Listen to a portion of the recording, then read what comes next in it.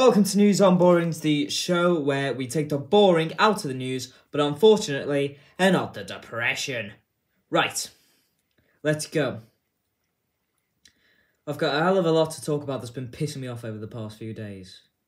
First of all, that Piers Morgan interview with Rishi Sunak. The smirk on his face throughout when he was talking about inflation stopping him giving the nurses a decent pay rise. There's a lot of things that have pissed me off in political television over the last few days that have made me do this emergency episode. Trust me on that. The smirk on his face when Piers Morgan asked, basically, "You're stinky rich." The smirk on his face bit rushed throughout the interview when he was talking about how he couldn't give the nurses a pay rise because of inflation, as I just mentioned, which would be a lot easier if you paid your tax, put money into the British economy that way, and stopped wasting your money on bullshit projects that are never going to do anything. Like, there are so many issues that have always been going on, but we've prioritised, say, HS2 over it. Like, that's not the thing we were requesting. We were requesting an improvement of what we've already got, which would be a lot cheaper, by the way, than making an entirely new network, pretty much going across the whole of the bloody country. And that's a prime example of a waste of money. The money that could have been used to give the nurses a 10% pay rise. And, come on, instead, if you stopped funding with hundreds of millions your mates, maybe then you get enough also to get that 10%.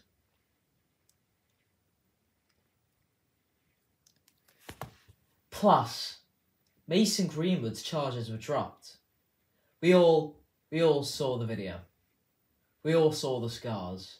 And I think most of us believe that the fact that his charges were dropped is because he was stinking rich.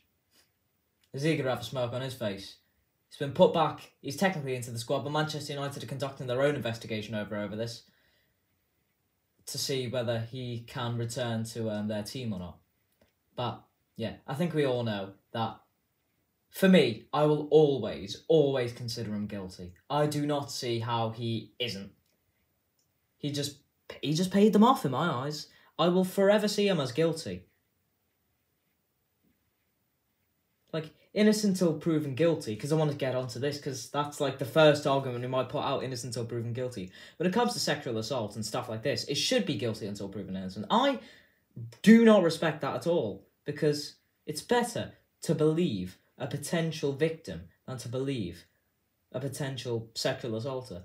If you're going to court for something a bit, maybe less of it, maybe then innocent till proven guilty you can sort of understand and respect, because it's not as major of an issue as sexual assault is. But yeah, I'll just see him as guilty, and I'm pretty sure he just paid them off. Because all the evidence were pointing to the fact that he was guilty that was out there.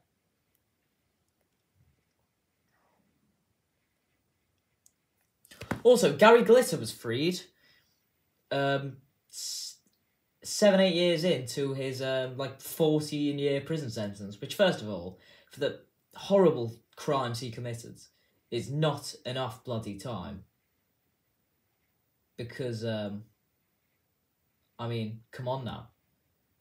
He committed rape. He tried to rape a 9-year-old. That's worth 14 years alone for me. You deserve to die in prison if you do things like that, or attempt to do things like that.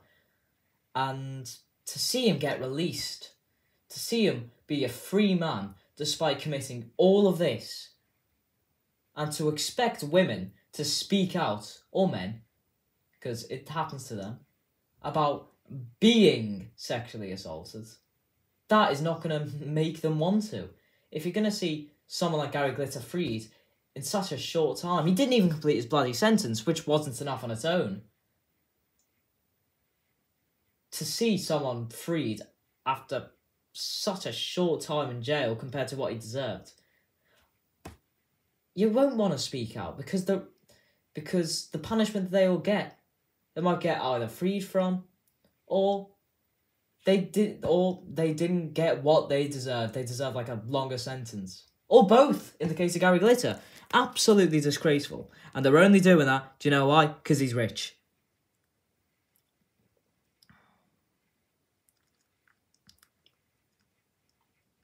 And in other news, Nicola Bali's sister, who disappeared while walking her dog near the River Wire, her sister wanted to keep an open mind over her search.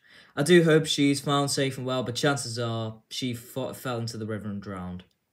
But if I am wrong, I am praying that I am wrong, but I highly doubt I'm not wrong. Because usually if you disappear, you're dead. And one more thing is that a Conservative minister who was on Question Time completely dismissed that he was at fault for any of the issues going on.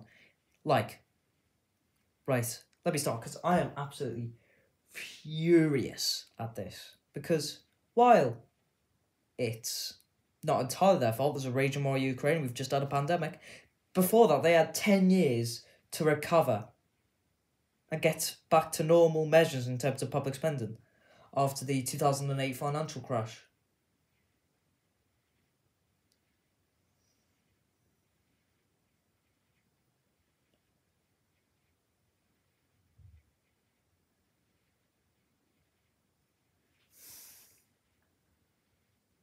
They had 10 years to do so. And it's ridiculous. They had austerity measures harsher than most countries in Europe, by the way, and they've kept them throughout their reign of terror over this country.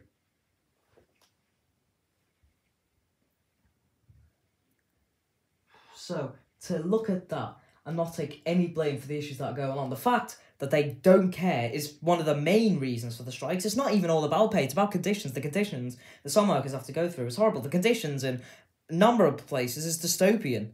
Super dystopian. And the Tories don't care. That is the main reason why they're on these bloody strikes. And it's just ridiculous. They deserve to have a pay rise in line with inflation. Nurses who have protected this country, they deserve a pay rise. They don't deserve you to use offshores to fucking prevent paying tax. They don't deserve yous to just pay your mates, give your mates 10% pay rises and just ignore the working class, let them suffer. Teachers, they have a really hard job. You have to sympathise with teachers a lot. Some people don't sympathise with them enough and it pisses me off. They deserve 10% pay rise. No one who helps the ecosystem of this modern, corrupt, industrial world, at the very least, deserves to live below inflation and struggle to live with all the work that they do to keep our country running. And to look at these strikes and say, none of it is your fault. I'm not saying it's all their fault, because it isn't all their fault. To say it is all their fault would be ridiculous.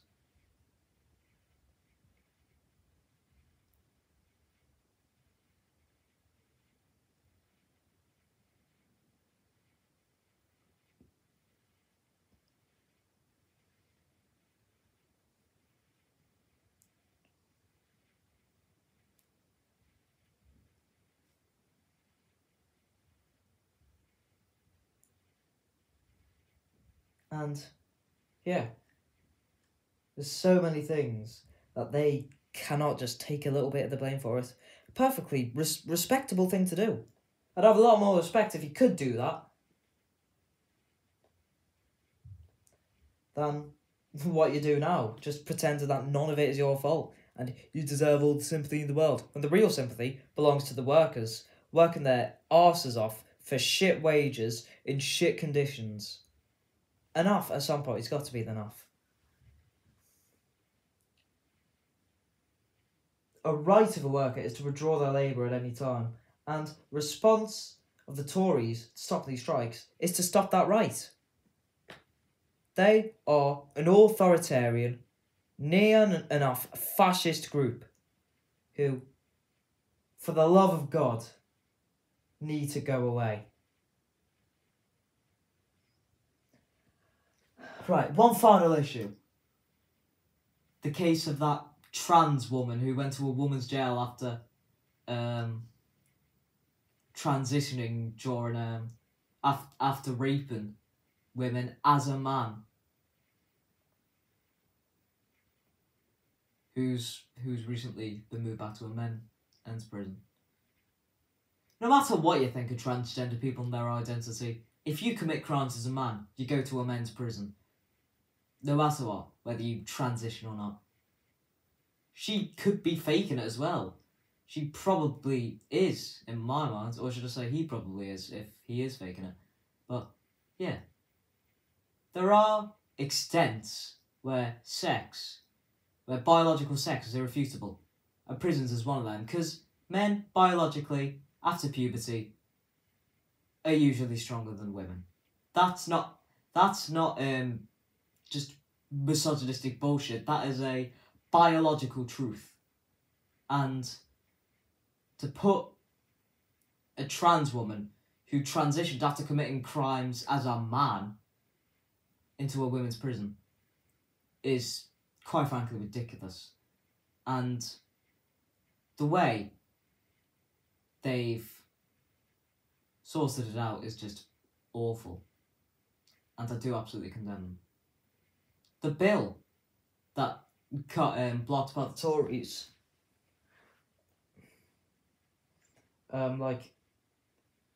wasn't even that bad. In that case, I thought, it was an alright bill. Largely, it should be easier for trans people to legally change their gender. But in the case of this, while identification and gender is a social construct, there are areas where sex is irrefutable, and that is one of them in my eyes. But when it comes to identification, that's a whole different thing. There's a bunch of loopholes. Trans women are women to an extent, but because they went through male puberty, in terms of certain things, like going to a certain prison,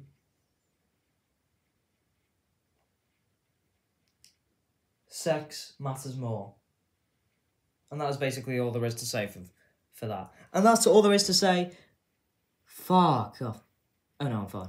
That's basically all there is to say for this episode. Thank you very much for watching. See you next time.